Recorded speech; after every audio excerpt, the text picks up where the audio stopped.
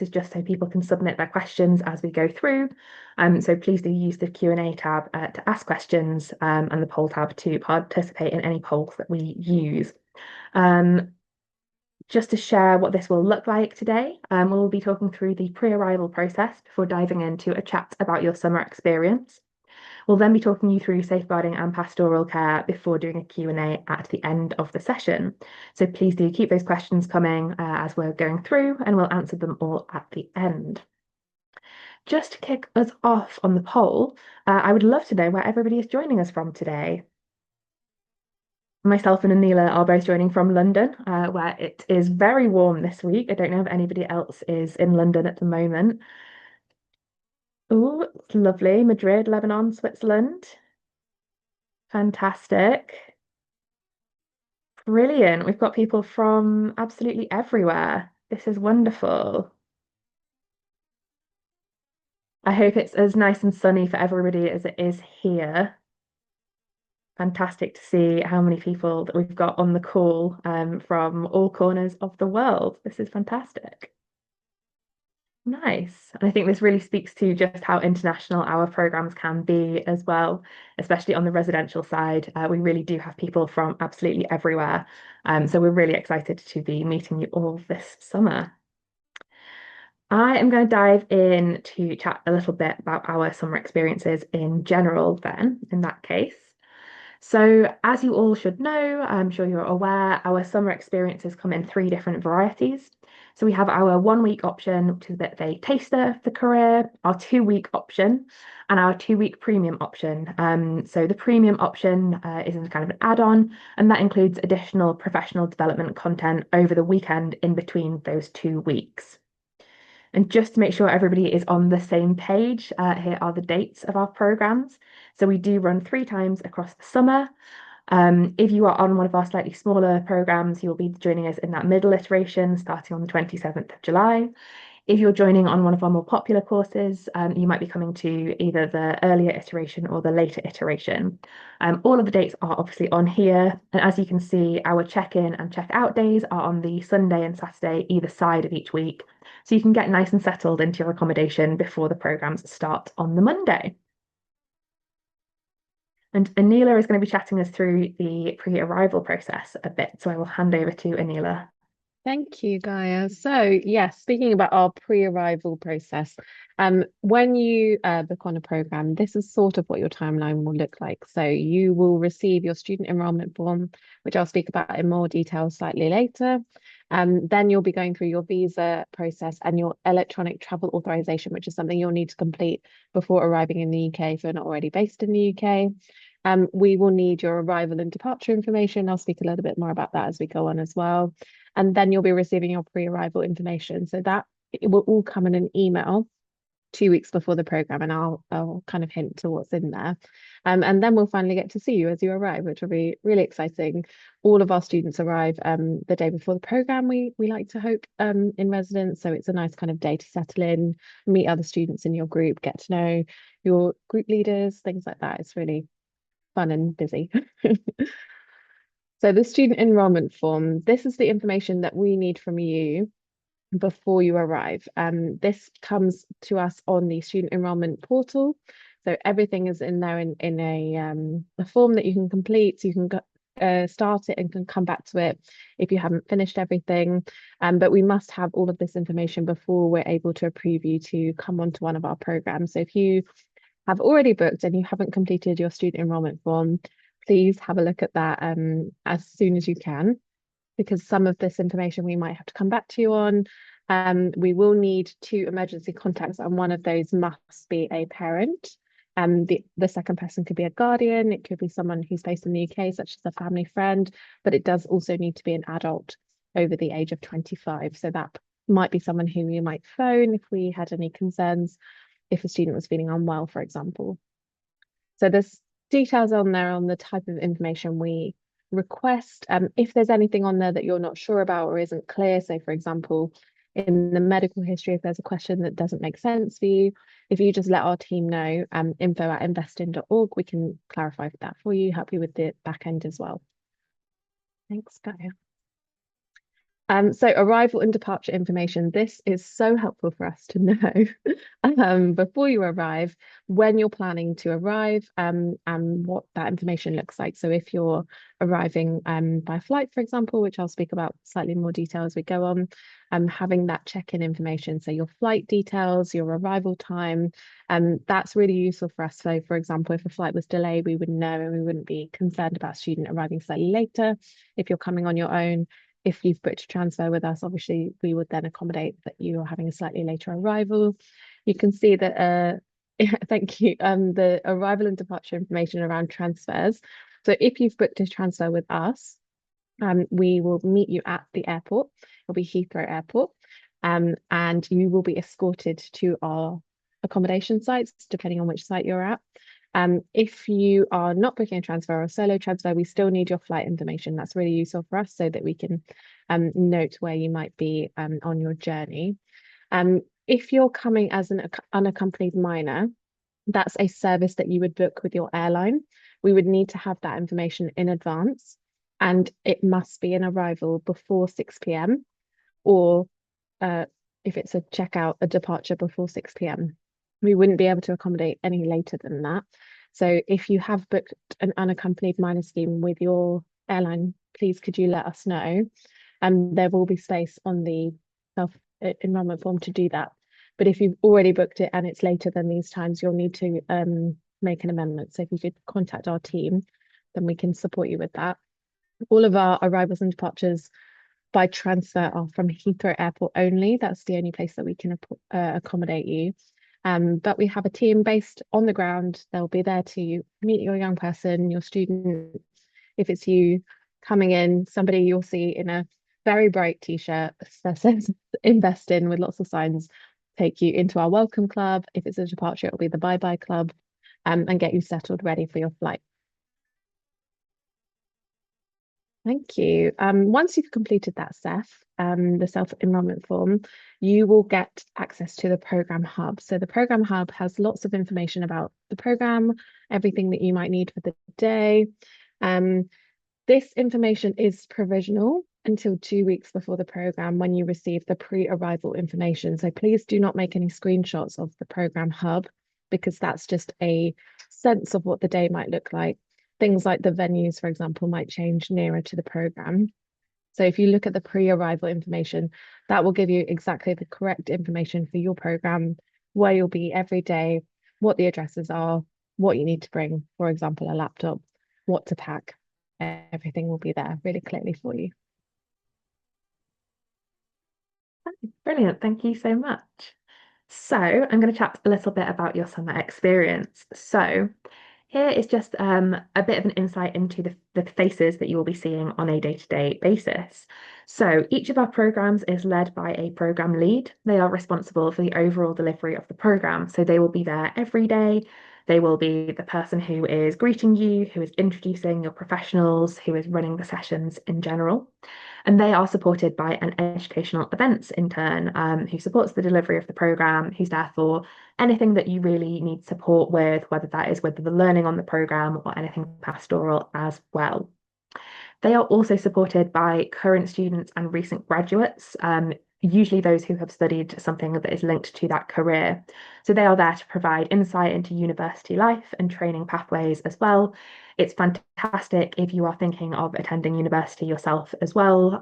You can ask lots of questions about their application process and get a little bit of an insight, especially into lots of UK and London-based universities. You can get the details there. And then, of course, we are joined by our guest speakers. So we have industry consultants running the majority of our sessions.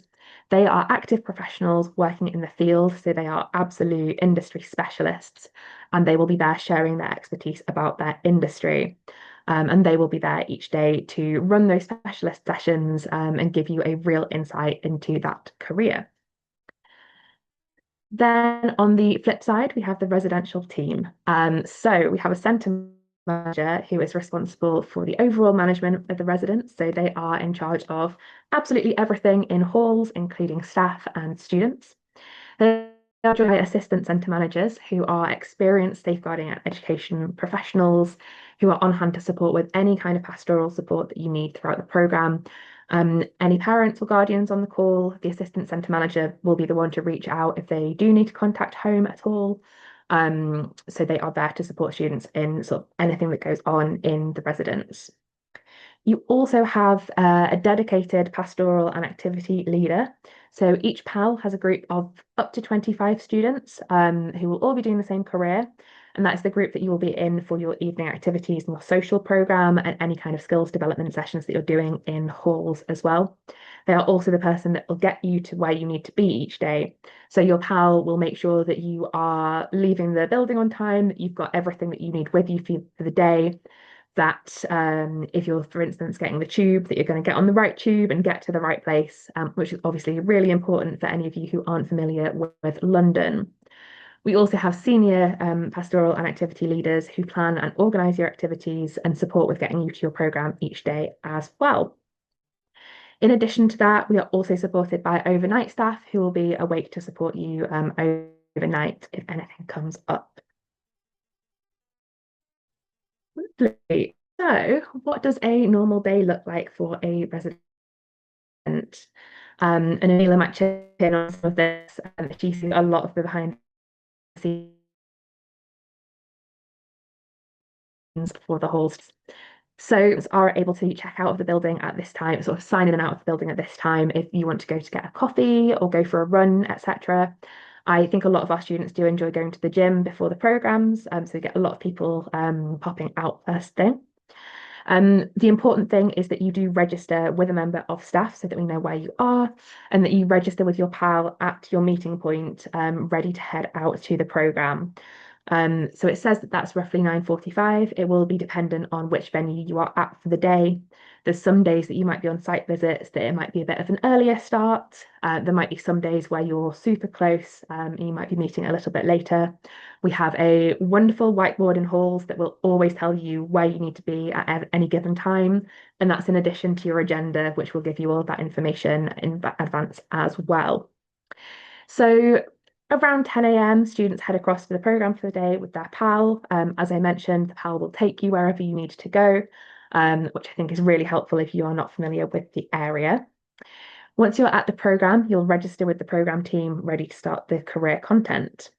Career content runs roughly from 11 till 5, again, potentially provisional to change depending on the day's activities. Some days are a little bit longer than that. You will also have a 1 hour lunch break where you can pop out and grab lunch. There are lots of cafes, lots of shops in the areas near where our programs are held. At 5 o'clock, your pal will come back and pick you up at the venue, ready to take you back to accommodation. Between 5:30 and 7:30, dinner is served in the accommodation. You're also able to sign in and out of the building at the Invest in desk for any free time. If you wish to eat outside, eat at any kind of restaurants. And then you will have evening activities in the accommodation as well. So a social program, a really great chance to meet, make friends, network with different people who are on your program and sometimes other programs as well. And then evening curfew is 10:30. So that's when we will make sure that you are all signed in and ready for bed. You'll be staying with us in one of these two University of London accommodation sites. They are both in Bloomsbury, so lovely and centrally located and really, really well connected. So there's lots of local amenities near here. There is the Brunswick Centre, which has got lots of different shops and cafes. There's lots of lovely parks and gyms nearby as well. These two sites are a 10-minute walk from one another, and they will be confirmed in your pre-arrival email, so you will know which of these two sites you are in. They are both absolutely lovely. And to tell you a little bit more about what's sort of in the accommodation, Anila will give you a bit of a rundown there. Yeah, both of our accommodation sites are really well equipped and they are UCL's university student accommodation. So it's very much a university experience living how a student would be living. So you can see some of the facilities that we have. All of the rooms are single ensuite rooms. So you'll have your own room, your own bathroom. And we have a laundry on site. And if you are new to laundry, we can show you how to do it as well. It's all app based. It's really easy to access.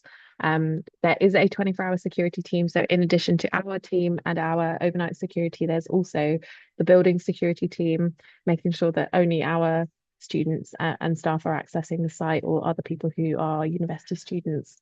No external people would arrive.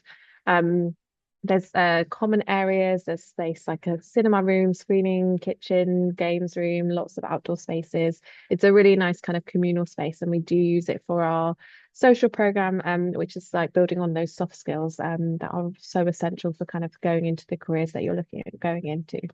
Thank you, Guy. Fantastic, thank you. Now, not all of you on this call will be doing the premium program, but if you did opt in for this add-on, I just wanted to share a little bit more information about it.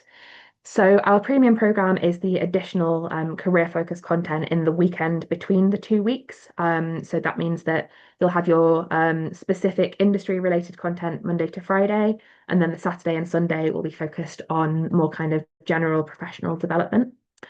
So this takes place at the London School of Economics, so a top London university, and it features a really wide variety of things from a mock assessment centre to a personality profiling workshop, the opportunity to receive feedback on your CV and personal statement as well. In preparation, you will need to complete a short personality insights test. This is something that's used by a lot of top companies for their hiring processes, and that will be sent to you around 2 weeks before your experience as well. If you would like feedback on your CV, please do prepare a draft of it in advance of the premium program so that people can look over it while you're there. Another super exciting part of the premium experience is the professional networking dinner. This takes place on the second Thursday of the experience. This is a great chance to network with professionals from your chosen industry and maybe others as well in a semi-formal garden party at BMA House, which is a really, really lovely venue. And just to reassure you, we can cater for any kind of dietary requirements, so any of the 14 major allergens or any of the others listed on screen as well. You will just need to make sure that you submit that information in advance of your arrival. Brill. Now, some of you also may have the Level 3 award as part of your experience as an add-on. Lots of our 2-week students do opt to add in this accredited qualification. It is a off-qual regulated qualification, which is worth 8 UCAS points, which I believe makes the difference between sort of a B and an A if you were applying on a points-based university. Students will receive an assessment workbook via your online portal, so the same system that you've used to complete your enrolment form as well. You will then submit that to be marked and moderated by the exam board. The aim of this is to support students in reflecting on your experiences, on your skills and your career choices, and really develop a career plan. So just making sure that you've really made the most out of your experience with us. It's a really beneficial experience to develop your kind of personal and professional self and learn to articulate yourself as well. If you don't already have this on as part of your booking and would like to add it on, you can just reach out to our team at info@investin.org. If any of you have already got this add-on, you might want to take a quick screenshot of this slide. This is an example of some of the questions that you will be asked in your workbook. So as you can see, it has questions around things like career planning, creating smart actions, doing research around your chosen career, and a reflective diary, which is really the kind of key part of this exam book. So you will be asked to reflect on every day of your summer experience. You'll be asked to talk through what activities you've done and notably what skills you learned and developed throughout the day. We do also obviously support you in filling this in. As a residential student, we'll have plenty of space set aside for a bit of study time and work time at the end of the day to complete any reflective diaries as well. The exam process is to complete the workbook during your program. So it really is best if you fill that in at the end of each day. Our program leads will, just a heads up, they'll be popping up a little skills slide every day so that you can use that as a basis of some of your answers and reflect on it during the day. You then submit your workbook the Friday following the completion of your course. You will receive a provisional result after the 30th of September. And from that stage, you can include the qualification on your UCAS form for those of you who are applying, especially if you are applying for the early applicant deadline in October. Moderation then takes place, and we will send out certificates by the end of November. Cool. So, moving on a bit to the safeguarding and pastoral side of things, I'm going to hand back to Anila for this. Thank you, Gaia. So, starting with a refresher on the team that we've already spoken through, each student will have an individual pastoral activity leader. So, there will be a group of 25 students, and they will all have the same PAL who will be their go to person. That person will be with them for the whole program, the full 1 or 2 weeks that they're with us. And they will be able to see them every day, every registration point. So, if they've got any questions, if you're not sure about where you're going, what you need to bring, anything like that, your PAL is going to be your person. That we will also have on site senior pastoral activity leaders, assistant centre managers, and centre managers who you'll see doing lots of different things. And there will be people that you know, so I'll be there as well. People that you can speak to about any concerns that you might have. If you're not feeling well, if you're hungry, if you're tired, anything like that, this is your team and you'll know exactly who those people are. And there'll be people specific to the career program that you've booked. So if you've booked, for example, on a doctor program, there'll be a PAL for the doctor program, bankers, etc., etc. Thank you, Guy. So also in that team are the people who are going to remind you of the code of conduct that you will be agreeing to before you come.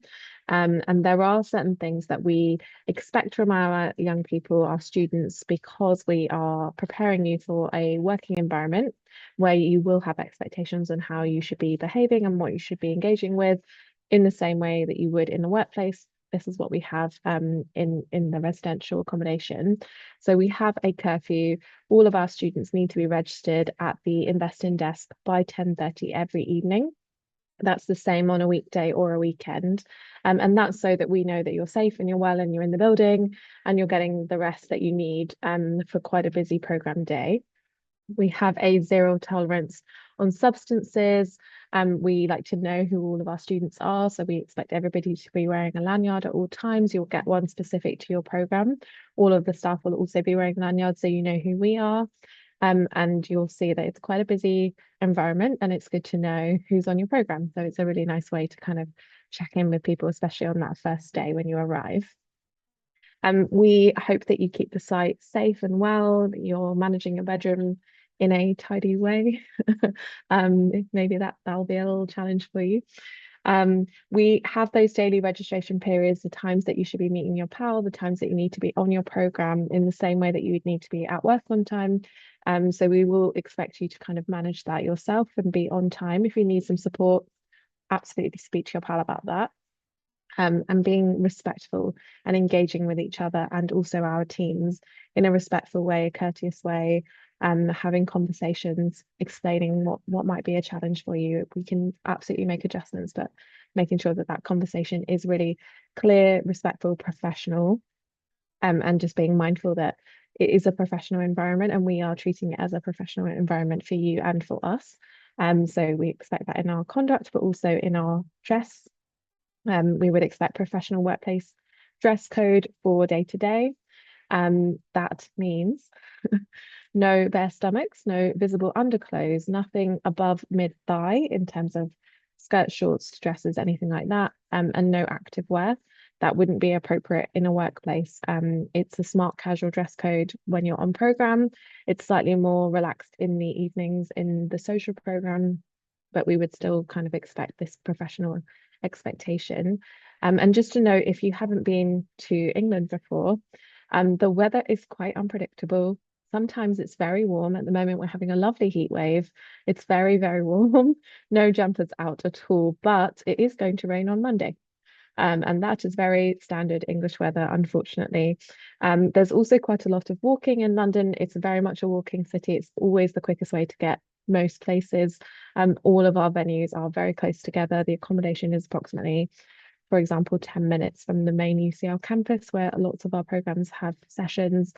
So it is very likely that you'll be walking. So just bear that in mind when you're packing your shoe options, that potentially you might be walking in different types of weather as well. Thank you, Guy. Okay, I would also just add, once you've completed your SEF and have got access to your program hub, there is a packing list on there, which has quite a lot of suggestions for things that you can bring with you that will be helpful for especially managing with the English weather as well. And that will kind of give you a lot more details about what you should be bringing with you as well. Thank you. So we also have a behavior matrix that's in line with our code of conduct. So it's fairly standard in terms of a warning, a final warning, and sometimes it might lead to a removal. That is something that we would do on a very exceptional basis, because we expect students to kind of be having conversations with us very proactively before it gets to a removal stage. If you receive a warning while you're on the program, we will be notifying your parents and guardians. And also obviously having a conversation with you about why you're getting that warning. It will all be things that you're aware of, and it's got really clear guidance on there about what that might be related to. All of our expectations are communicated really clearly. You'll get that all in your pre-arrival information as well. But types of things that might occur if you got a warning would be a restorative conversation. So a conversation with a member of staff about what's happened, why that doesn't meet our expectations, what we'd like you to do differently, anything that you'd like to tell us in the same way about your expectations and if they're being met. Potentially losing some free time. So you saw on the plan of the day, you have free time several points in the day. Potentially you could lose that privilege if that's something that we deem is not appropriate in line with the expectations of your professional behaviour. And you can see that it could potentially escalate. It's very unusual for it to escalate. We do tend to get students who are looking for a professional environment, and that's why they choose our program. So it is really nice. But just to be clear and transparent with everybody, this is what our behaviour matrix looks like. In terms of medication, so in the residence, we have an on-site nurse who is residential during the program. That nurse holds our invested medication store or stock. That would be all over-the-counter medication. So we ask that students don't bring any over-the-counter medication. What I mean by over-the-counter medication is things like antihistamines, paracetamol, painkillers, anything like that you don't need to bring because we have plenty. And we can administer that to you on your student enrollment form. There'll be a place for you to give consent, permission for us to give over-the-counter medication. And we will always check with you if it's something you've had before. And the nurse would be leading on that. Any medication that you do bring will be held by the nurse. So you will need to sign it in when you arrive on the check-in day, and you can collect it on checkout day. And it will all be signed in for you. The only medication that we allow students to keep with them would be life-saving medication. So for example, an inhaler for asthma, an EpiPen for a severe allergy. And then students would be responsible for administering that medication and also letting us know that they need that medication, they've taken it. For example, if they've used their inhaler that day, we'd like students to keep us updated on that so that we can monitor their well-being and check in with the nurse. We ask if that you do use an inhaler and an EpiPen that you bring a spare, and we would keep that spare with the nurse, or somewhere accessible. So for example, if you run a program day on it, we might give that to the trip lead so that they've got that to support you.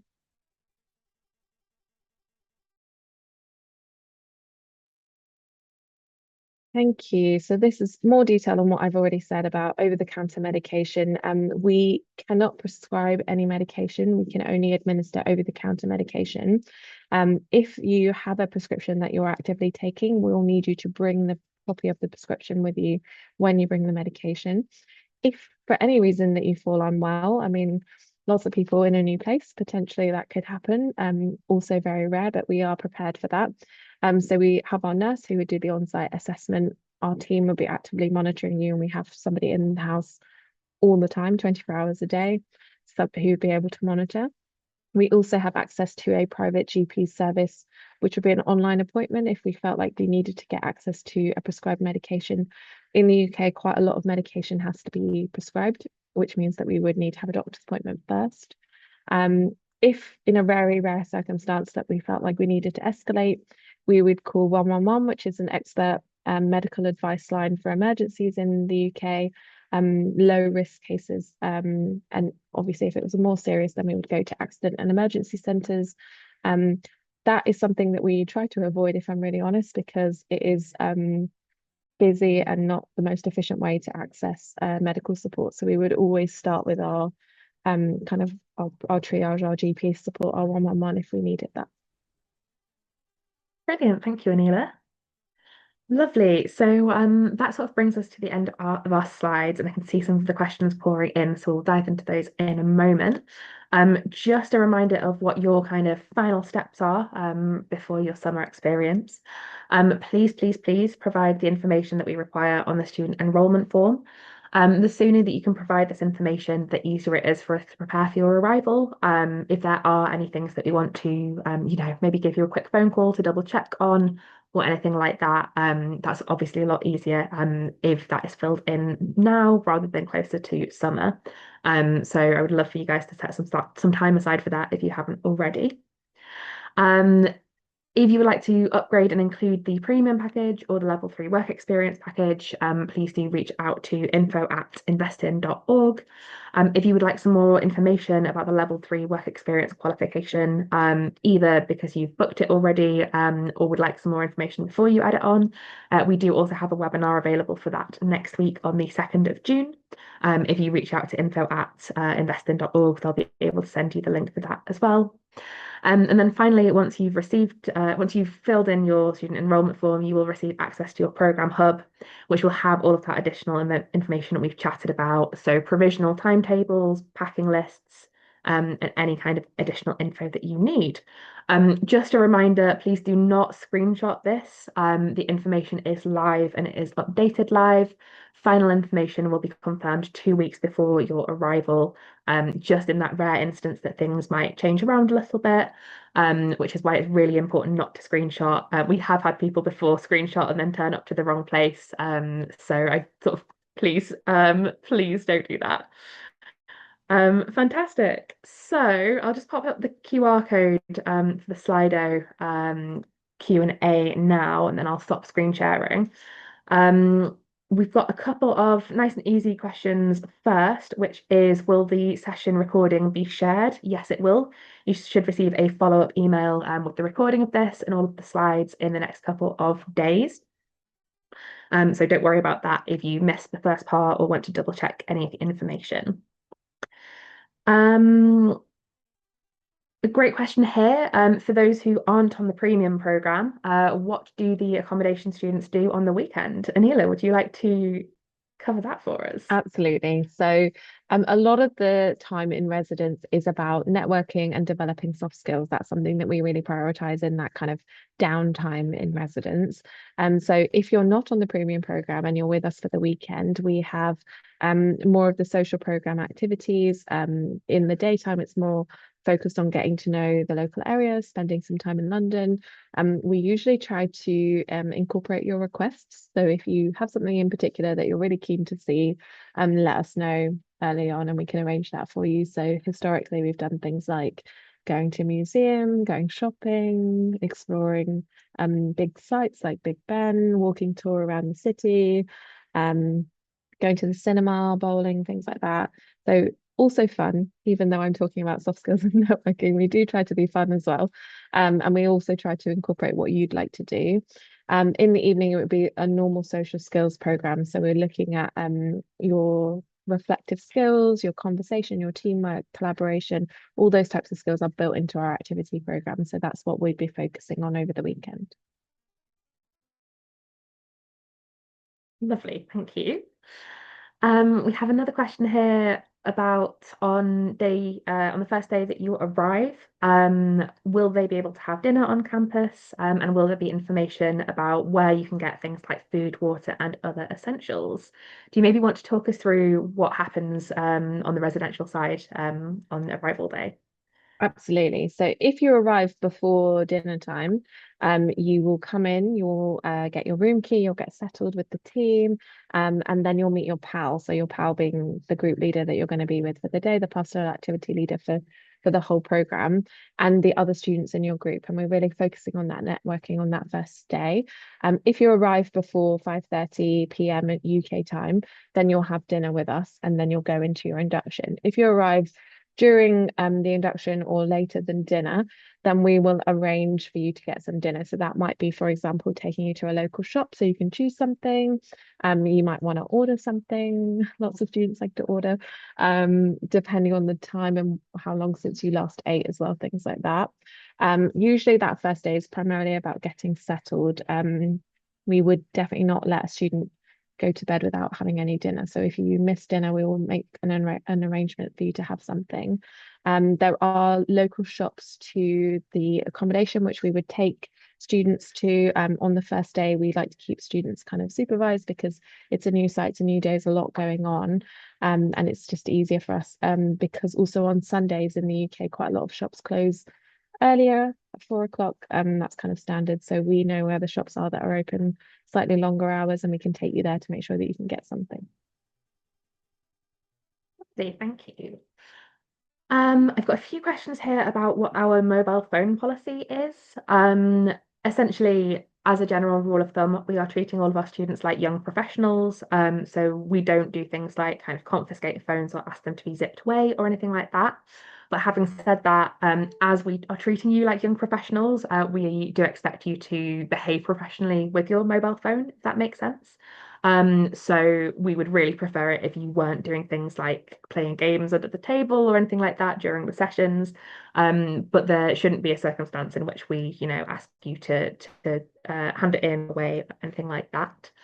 One thing that probably is quite useful to know is that just on the streets of London in general, mobile phone theft is quite a common occurrence.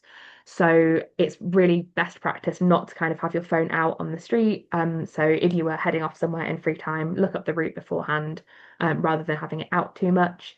And if you can have a phone case that has any kind of anti-theft device on it, either something on the back for holding on, or a something to go around your wrist or anything like that, that is generally recommended, just to avoid anything happening around that. Cool. Um,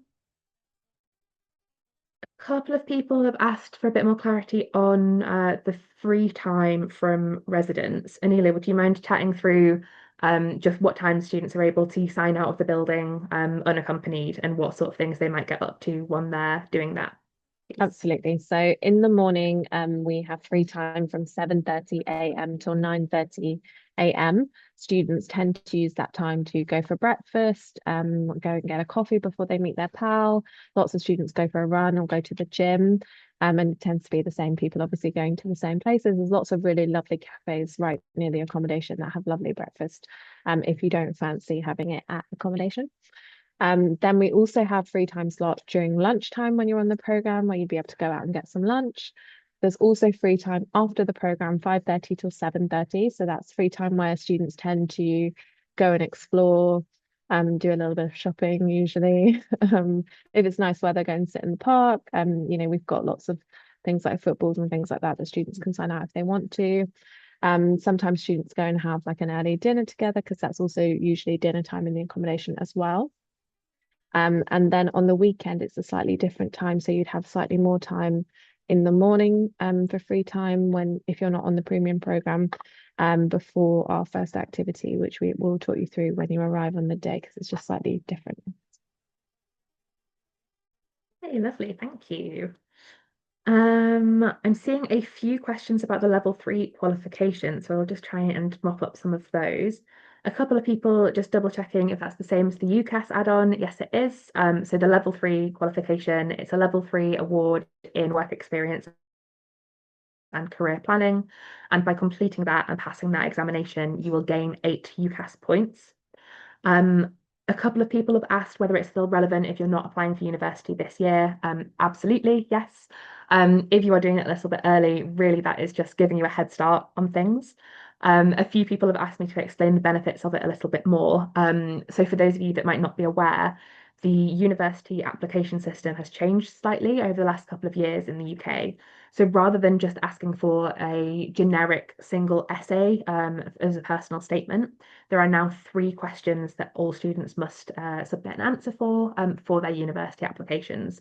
And one of those is what have you done outside of your curriculum, outside of your school and classes to prepare you and to develop your interest in that particular subject.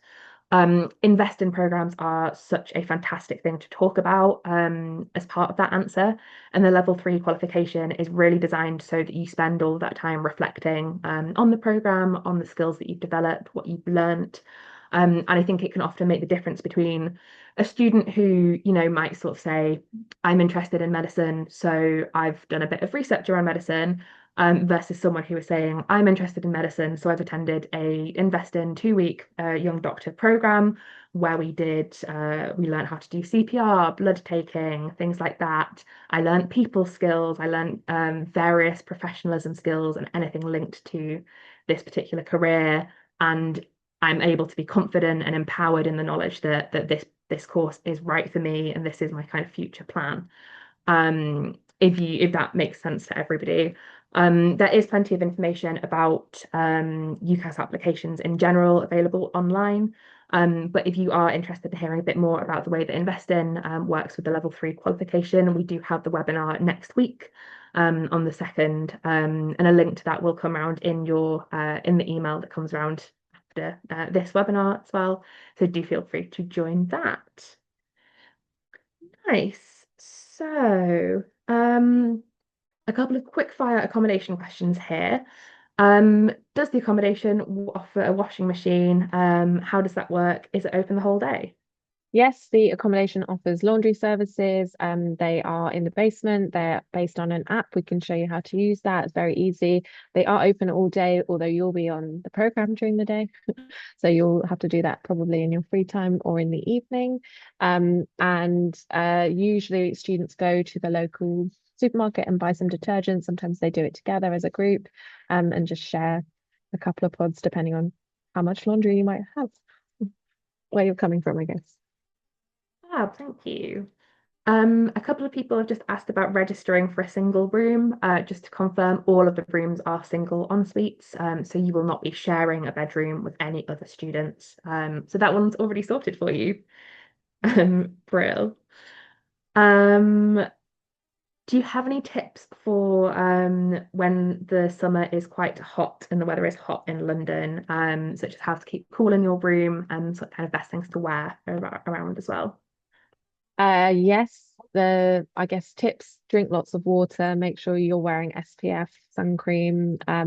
If you're going to be outside on whatever activity you're doing, so for example, on a trip day, you might want to think about wearing a hat, wearing some sleeves, things like that, so you're kind of shielded from the sun. Um, Thinking about the type of material that you're wearing, so like linens, cottons, airy clothing like that. Nothing like sort of man-made like a polyester or anything that's going to trap your heat. Keep your window open in your bedroom.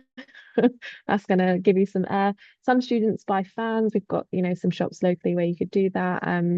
It depends really on the type of weather, the type of the place that your room might be in the building as well, because some of them are going to get the sun more in the day, some will get the sun in the evening, depending on what side of the building you're on.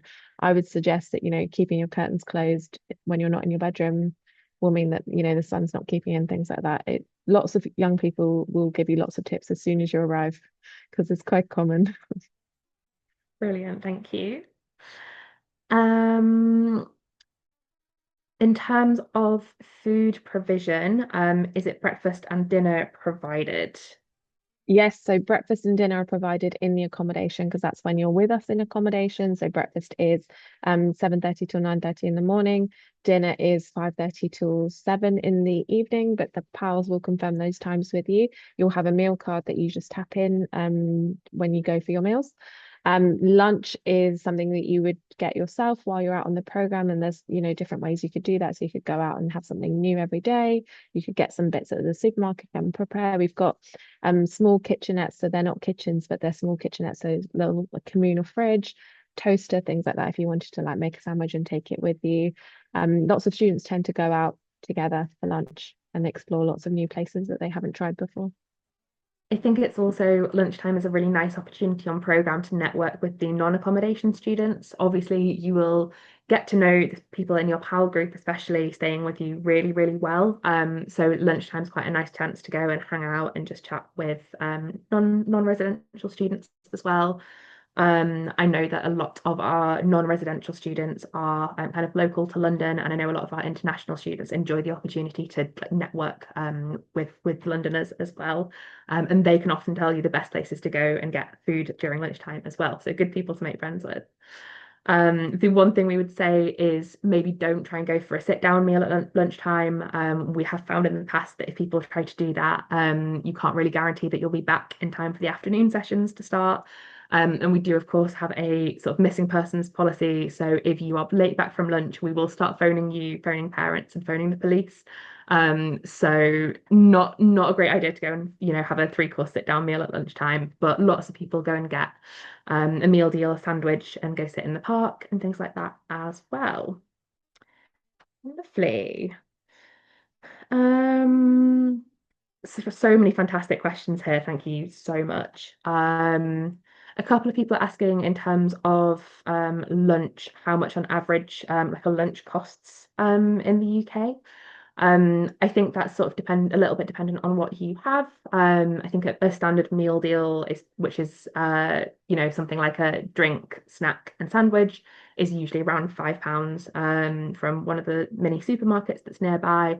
If you're popping out to get something like a salad or a wrap or something prepared from a restaurant, that might be more like £10 for lunch as well. Um, a couple of people have also asked in terms of any kind of additional costs that people might have in their free time and what sort of whether it's better to bring cash or card or contactless.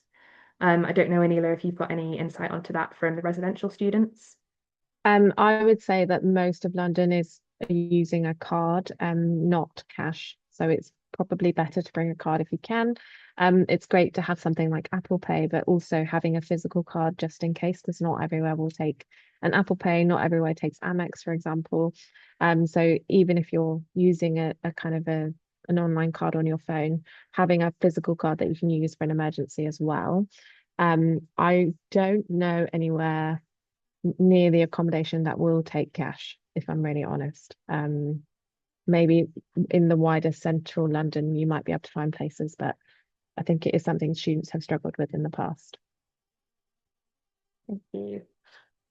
Um, a few people are asking how rooms are organized in accommodation.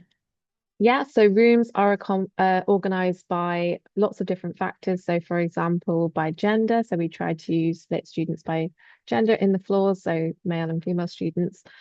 Also by age, potentially, depending on how the rooms are set up. We also try to mix students up so that they're getting opportunities to network with lots of different students and not just the students on their program, because you're spending all day with the same people who are doing the same learning as you. You're likely to spend your evening social program with them. Having a neighbour next door who's doing slightly different program might mean that you have a different conversation as you walk down the corridor together. It's all done by what rooms we have available. So we don't usually have opportunities to accommodate any requests around because we're limited by what the university has on offer for us. Yes, and I think along that note as well, a couple of people asking about whether they can sort of be with their friends. We would say the best time to hang out with your friends that you're already coming with is in those free time periods over lunchtime. Obviously, if you are attending the same program, you'll be seeing them most of the day as well. And then we also do have some of the social program activities are mixed, so it is all students attending which I think actually brings me really nicely onto a few questions about prom. So, Anila, would you mind talking through what is our prom for our 2 week students and what sort of thing that they should pack to wear for prom? So the prom is a celebration of the 2 week program. It's a really lovely event where all of the students from accommodation, so both sites, would be together, all the programs celebrating together. We get a DJ in, there's lots of music, lots of snacks, nice photo opportunities. So I would suggest dressing in dress to impress, dress in your party wear. People do dress fun. It's not like a ball gown or anything like that, like something fun and that you can dance in, but also, bearing in mind what we've already said about the dress code in terms of what's appropriate and professional. Something like showing a midriff or higher than a mid thigh or anything like that still would not be considered appropriate, even if it's fun and sparkly. Sorry. Nice, thank you so much. A couple of people have also asked about what to wear if they're attending the gala networking event. I would go sort of similarly, go kind of professional, smart, dress to impress, if that makes sense. A couple of people have asked if you need to wear a full suit. You absolutely don't need to wear a full suit. Some students do. Some people choose I think more like a sort of button-up shirt and something like chinos, as long as it is something that is nice and smart, as we will have a lot of our industry consultants attending on that. So yes, the sort of smarter side of smart casual for that. Um, or if you search for semi-formal online, that will give you some nice ideas as well. A couple more quick fire questions. One person has just asked, will you confirm that all tube rides will be accompanied? Absolutely. So if you are getting on the tube for a program, your pal and an additional member of staff will be with you. All groups will have at least 2 members of staff with them on the tube, just to make sure that everyone is safe. And our staff are also fantastic at just making sure that everyone feels super confident in their travel as well. We are so aware that some people have never been to London before, never got something like the metro or subway before on their own either. So we make sure that all students will know exactly what station we're going to, exactly when to get off, and exactly how that process works as well. Obviously, the one exception to this is if you as a student like choose to get on the tube in your free time, that's not something that we have any control over. We would really recommend that you don't do that, especially if you're not comfortable and confident traveling on your own. But for any kind of invest in travel, you will be accompanied. Um, had another one that's just gone missing. Are snacks allowed in people's bedrooms? Yes, you can definitely have snacks in your bedroom. We would say try not to keep anything fresh in your bedroom just because it might get a bit gross. And to put any food waste in the kitchen bins rather than in your bedroom bin. But yeah, if you want to get some crisps and things, that's pretty common. Lots of people have snacks. Are rooms equipped with towels? Yes, and Well, sheets. fantastic. Lovely quick fire one there. Someone is asking whether you can get a UK phone card or SIM card at the airport before you leave the airport. We technically you can, but we would really, really recommend that you organise this beforehand. Essentially, the main reason for that is because we will be trying to contact you when you arrive at the airport. I'm often the person who is there at Heathrow, so a lot of you who are flying in will be able to come and meet me. I'll be the one that's picking you up. Occasionally, we do have students who haven't organised their SIM card before they get to the UK and who are then unable to contact us to say that they've arrived. We're not able to contact you to say that we're here waiting for you. And it just adds a little bit of extra stress, I think, that you guys won't want, we won't want either. So if you are able to organise your UK phone number before you come, that will be really helpful for everybody. Essentially. Guy, we usually in residence we usually recommend getting an eSIM if you haven't already got one rather than getting a physical SIM card, and they're pretty easy to find online. And if if you arrive into accommodation and you haven't got one, we'll help you do that as well. Great idea, thank you. Fantastic. A couple more level 3 UCAS questions. Is it possible to get an e-certificate before November for early applicants? So you should be able to put your provisional result on your university application. Like quite a lot of different exams, that is actually totally fine. And you'll be able to get your certificate later on and add that on later on. So universities do not mind if you don't have if you just have your provisional result instead. A couple of people have asked whether the level 3 exam is available for those who are just doing the 1 week program. Unfortunately, it's not, just because the exam board that accredits that qualification requires a minimum number of hours on the program. So it's only available for those who are doing the 2 week experience, unfortunately. I'm sorry about that. That is not to say that you can't write about your experience with investing on your UCAS application. Of course, we really encourage people to make the most of that. And if there are any kind of particular reasons that you would like that for your UCAS application, you can always chat to our program team about recommendations of phrasings and things like that as well. Um, we've got a question here about 18-year-olds and whether they have the same curfew and the same rules. Um, as you may know, if you've already signed our code of conduct, for 18-year-olds, you are sort of treated the same as our slightly younger students as well. We do treat all of our students the same, same rules, same code of conduct, and everything like that as well, just to make sure that everyone who is coming is sort of safe and well and healthy whilst they're under our care.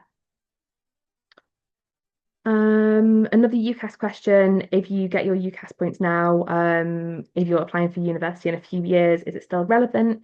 Yep, absolutely. They are still relevant. That's a qualification just like any others that will sort of stay with you for life. You can pop that on your CV for as long as you want to keep it on there.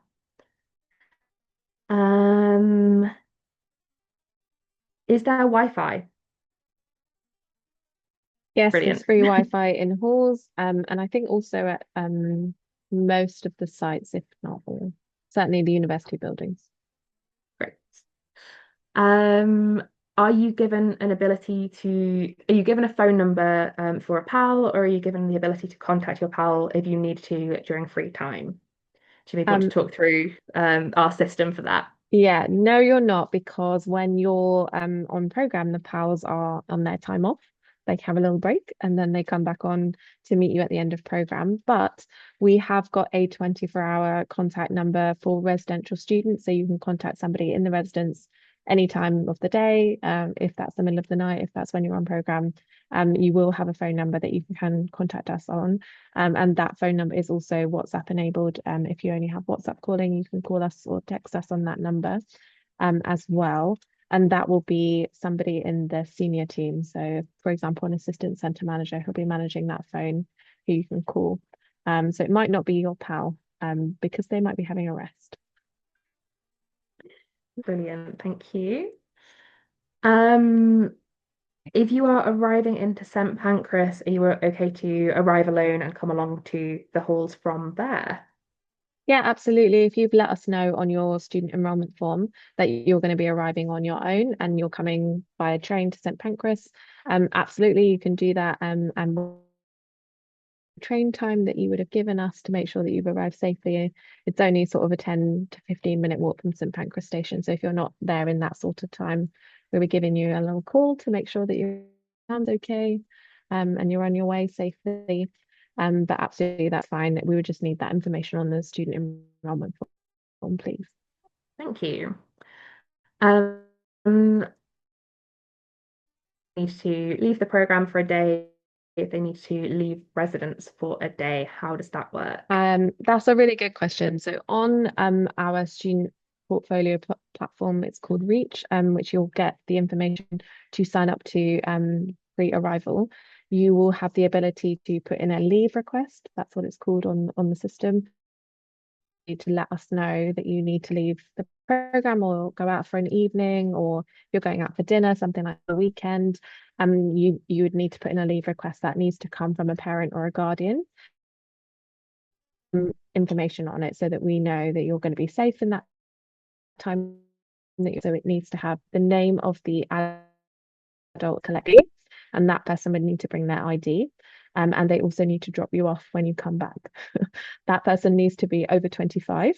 And they would need to come to the desk to pick you up, show their ID, and then they can sign you out and then drop you back off in the same way when you return. The other information we would need is a contact number for that person. If you're going for dinner, like an idea of the name of the restaurant if you know, or the area. If you're going away for the weekend, the address where you'll be staying, things like that we can keep on our system so that if we needed to contact you, we can do that safely.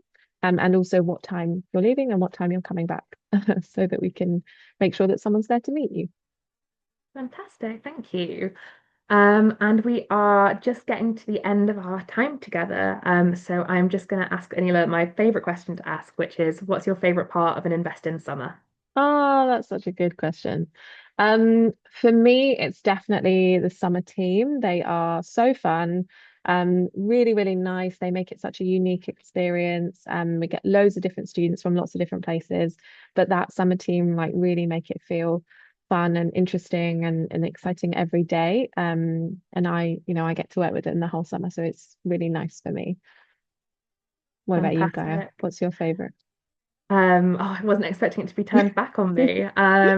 I think there are so many fantastic things. I think one thing is just seeing how much students learn and develop over the course of the program is always really, really lovely. And it's so great meeting so many fantastic students from all around the world. But also for me personally, because I work in operations, it means I get to pop into some of the best days on all of the programs, which is really, really lovely just to see how much fun students have, especially on some of our highlight venues and highlight days as well. It's just so fantastic to see how passionate people are and just how fun some of these industries can be. Yeah. Well, thank you so, so much. If there are any additional questions, I'm aware there might be a couple that we've not managed to get round to. Do feel free to reach out to our student admissions team. That is info@investin.org. They are fantastic and will support you with any further questions that you have, especially if anybody has having any difficulties with their student enrollment form or transfer information or anything like that. You will be receiving a follow-up email with all of this information and anything extra, such as next week's UCAS Level 3 webinar and things like that as well. But other than that, it is goodbye from us, and we look forward to seeing you in the summer. Thank you so much, everybody. Bye.